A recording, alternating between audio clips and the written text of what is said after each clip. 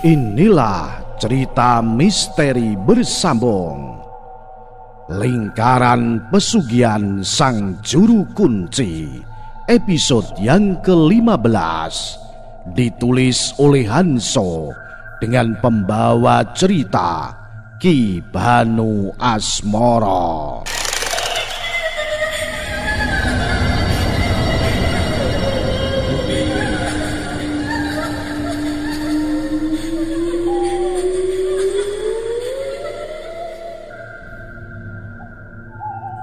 Yono saat ditugaskan Yanto naik bis dan bis berhenti di pinggir jalan raya suatu perkampungan.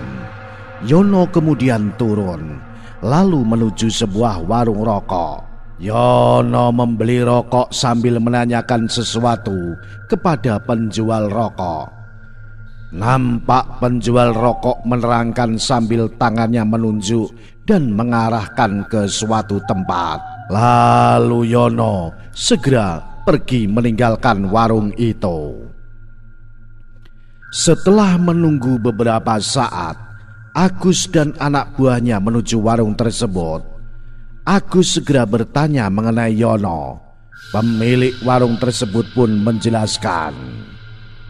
Oh iya, mas baru saja kesini. Mas itu menanyakan arah jalan ke hutan mati. Oh begitu, memang ada apa di hutan mati ya Pak? Setahu saya itu hutan angker, Mas. Konon katanya dulu adalah tempat bertapa. Tapi pernah ada rumor yang beredar katanya ada tempat pesugihan. Tapi entah benar atau tidak. Kadang di malam-malam tertentu ada orang datang masuk ke dalam hutan, tapi paginya mereka pulang dengan kecewa. Lalu tempat bertapa atau tempat pesugihan yang ramai dibicarakan orang di sebelah mana Pak? Tinggal jalan lurus masuk hutan. Nanti setelah hutan biasa habis ada jembatan setan penghubung hutan mati. Hutan mati dari sini terlihat seperti bukit itu loh Mas, kata pemilik warung sambil menunjuk bukit yang sebenarnya adalah hutan mati. Agus melihat ke arah hutan mati yang ditunjuk oleh pemilik warung dan terlihat angker dari kejauhan. Jembatan setan adalah jalan setapak penghubung dua tempat biasa di bukit atau gunung, dan di kanan kirinya biasanya adalah jurang. Disebut jembatan setan karena apabila yang melintas jatuh ke jurang kemungkinan akan meninggal. Sebenarnya lebih tepat disebut jembatan maut.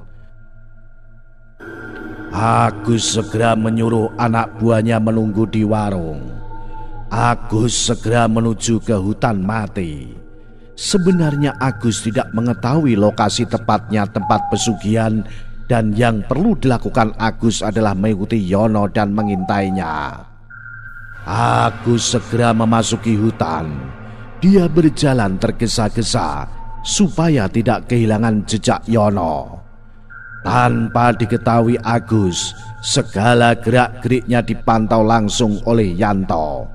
Saat itu Yanto hanya duduk di dalam kios menemani Suryati menjaga kios. Jangan terlalu cepat jalannya, kasihan yang mengikutimu, kata Yanto mengirim pesan ke Yono. Yono hanya tertawa dan menjawab, sengaja Mas, sekalian saya kerjai dia. Yanto yang mendengar jawaban Yono di kios sempat tertawa. Untungnya tidak diketahui oleh Suryati. Tiba-tiba Yono timbul rasa isengnya. Mas, saya akan membuat dia bermalam di sini ya. Untuk apa? Bukan itu yang saya rencanakan. Supaya Mas Yanto bisa berduaan dengan Suryati malam ini. Kurang ajar, jawab Yanto sambil tertawa. Suryati menengok ke arah Yanto karena mendengar Yanto tiba-tiba tertawa. Ada apa Mas? Tidak ada apa-apa kok. Lah, aneh. Giliran Suryati yang tertawa. Mas, bisa temani saya ke pasar? Ada beberapa barang yang saya mau beli. Boleh, kapan? Sekarang saja Mas. Baiklah. Yanto menuruti permintaan Suryati. Aku jalan dulu menemani Suryati. Kamu baik-baik di situ ya. urus Agus dengan baik. Kalau perlu tinggal seminggu di sana. Pamit Yanto ke Yono dengan nada menggoda. Benar-benar Mas yang satu ini, aku akan ganggu kalian sepanjang jalan. Jawab Yono sambil tertawa. Aku hanya menjalankan tawaranmu. Kenapa kamu sekarang yang sewot? Ah, dasar. Yono mengumpat dengan nada bercanda.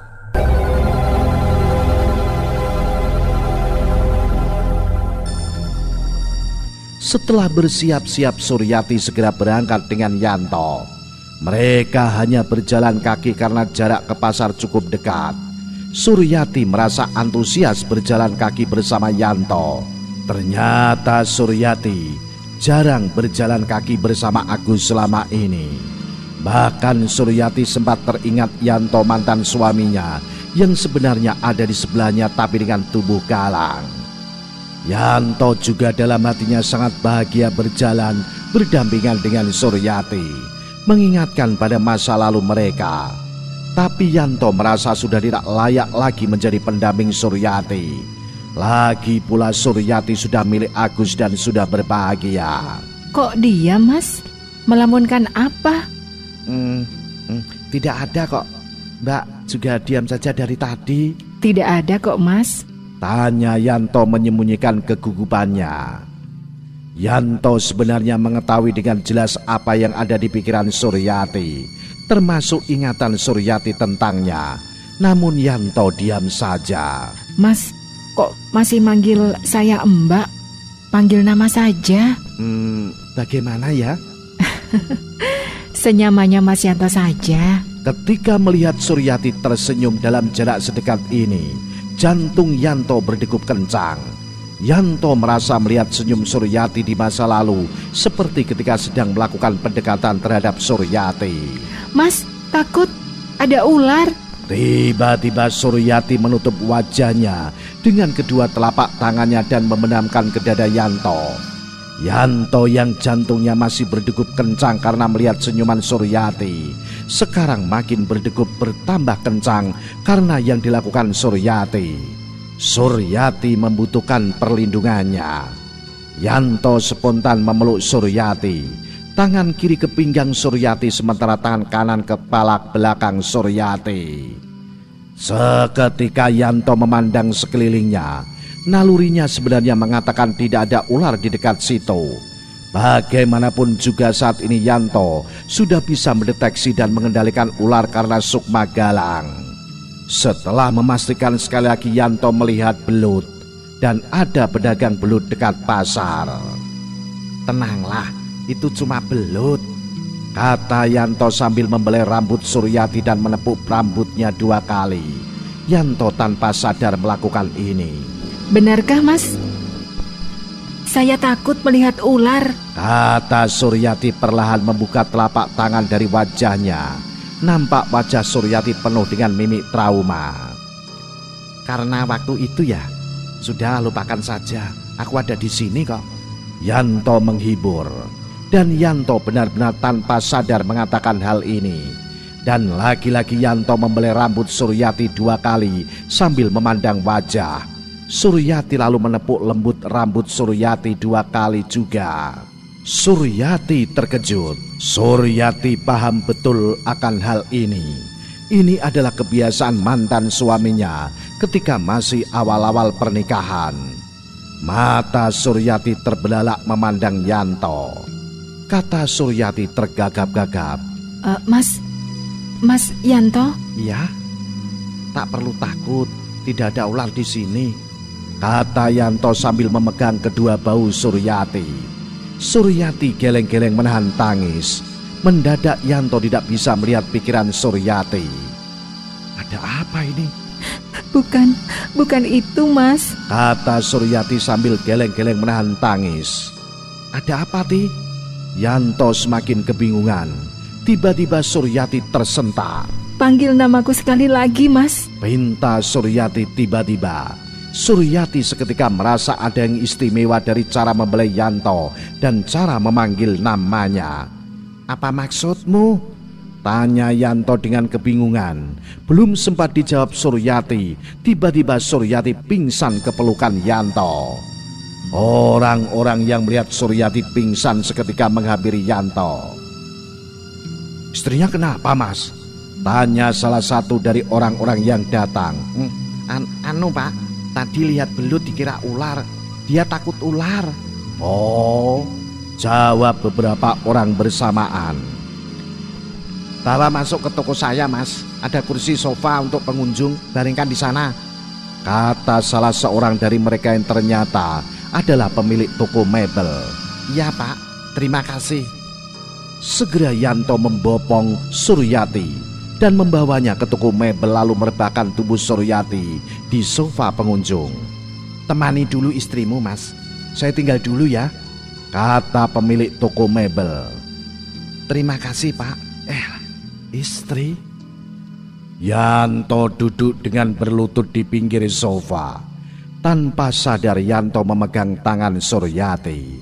Kemudian menyentuh pipi kiri Suryati menggunakan tangan kanannya, sementara tangan kirinya masih memegang tangan Suryati. Hingga beberapa saat. "Bangun, Ti." Yanto merasa tangan kirinya dibalas dengan genggaman tangan Suryati, walau masih lemah. Yanto segera melepaskan tangannya yang memegang pipi kiri Suryati. Tanpa sadar kembali, Yanto menggerakkan jari telunjuk tangan kirinya ke tangan Suryati beberapa kali. Suryati tiba-tiba mulai membuka matanya dan menatap tajam ke Yanto sambil memegang tangan Yanto dengan erat. "Mas Yanto, kenapa Mas Yanto?" Suryati tidak melanjutkan pertanyaannya, tapi Suryati mengernyitkan dahinya. "Ada apa, Ti?" Tidak apa-apa, Mas." Lalu Suryati bangun dan duduk di sofa. "Kita pulang saja ya. Kamu istirahat saja dulu." "Aku sudah baikan kok, Mas. Tidak apa-apa." jawab Suryati sambil tersenyum. "Benarkah?" "Iya." Setelah mengucapkan terima kasih kepada pemilik toko mebel, Yanto dan Suryati segera meninggalkan toko mebel. Suryati ngotot untuk tetap ke pasar. Yanto hanya menghela napas.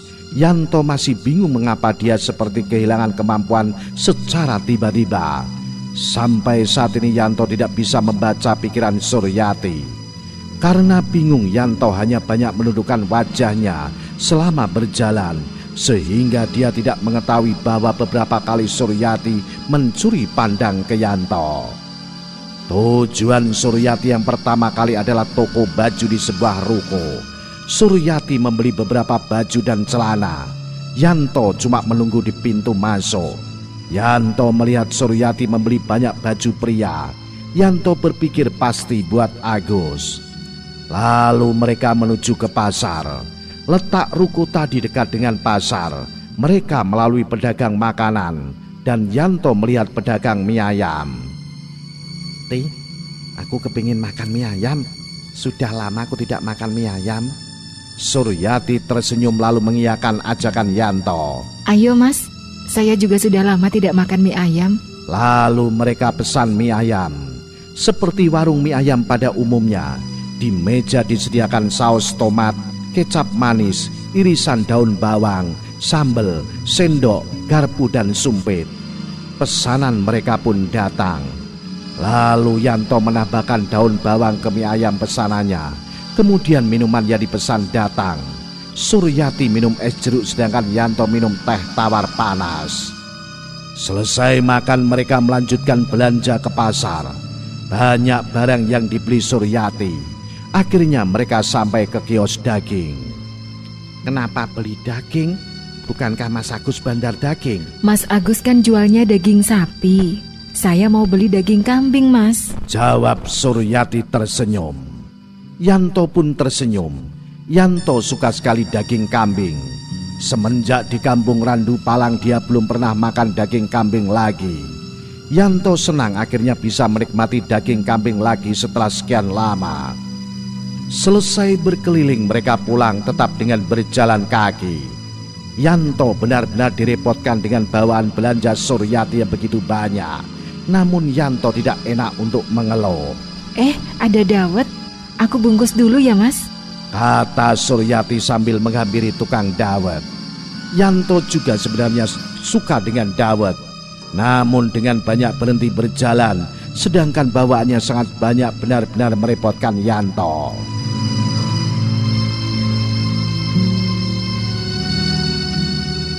Sesampainya di rumah setelah meletakkan barang belanjaan, Yanto duduk di teras. Tiba-tiba Suryati memanggilnya ke ruang tengah. Mas Yanto, ini dawetnya. Kata Suryati sembari memberikan dawet yang sudah dituang ke gelas. Sejenak Yanto menyentuh dawetnya, memastikan dingin atau tidak. Terima kasih.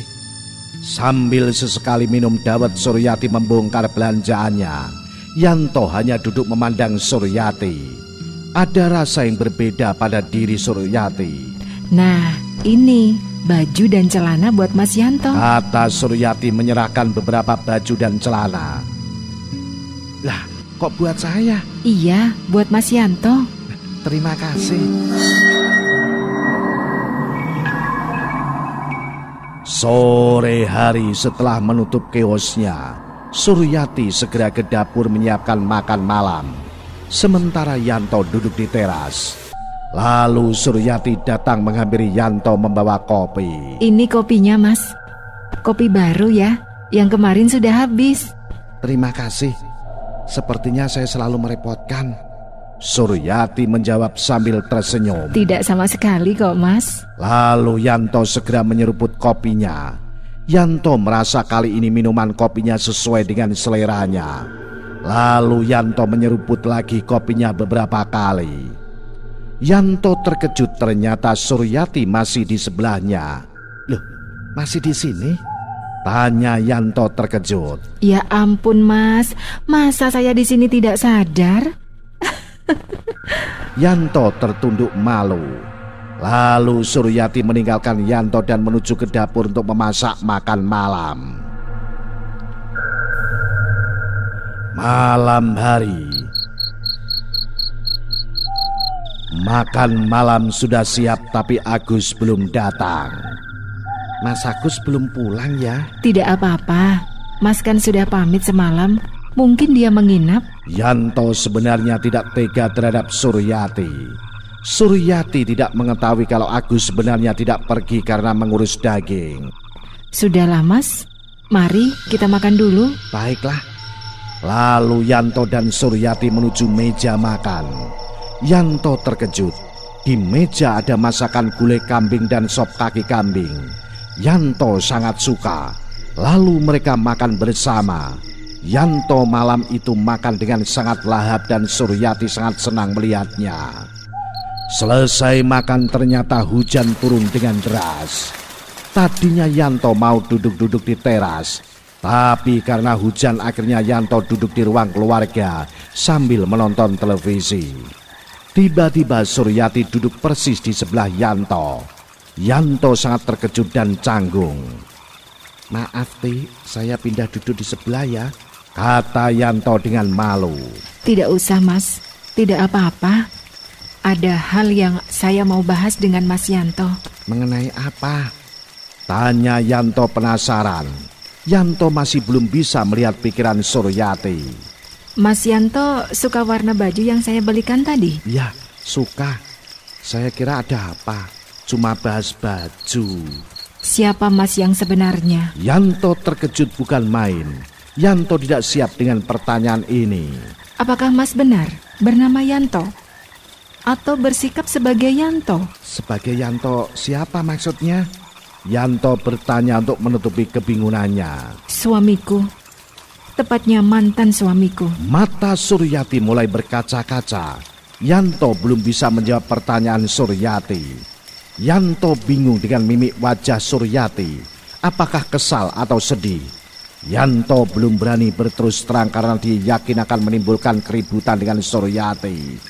Apalagi dia pernah menelantarkan Suryati. Yanto memanggil Suryati tanpa bisa melanjutkan kata-katanya. Tadi ketika berjalan berdampingan, saya merasakan perasaan saya berbeda. Ketika Mas Yanto memeluk dan menenangkan saya, cara membelai rambut saya, cara jari menyentuh tangan saya, Dan yang pasti cara memanggil nama saya. Itu semua kebiasaan suami saya. Warna kesukaan suami saya juga hafal. Mas suka daun bawang, teh tawar hangat, suka dawet yang tidak terlalu dingin, suka daging kambing dan kopi tidak terlalu manis. Itu semua adalah kesukaan suami saya. Yanto terkejut.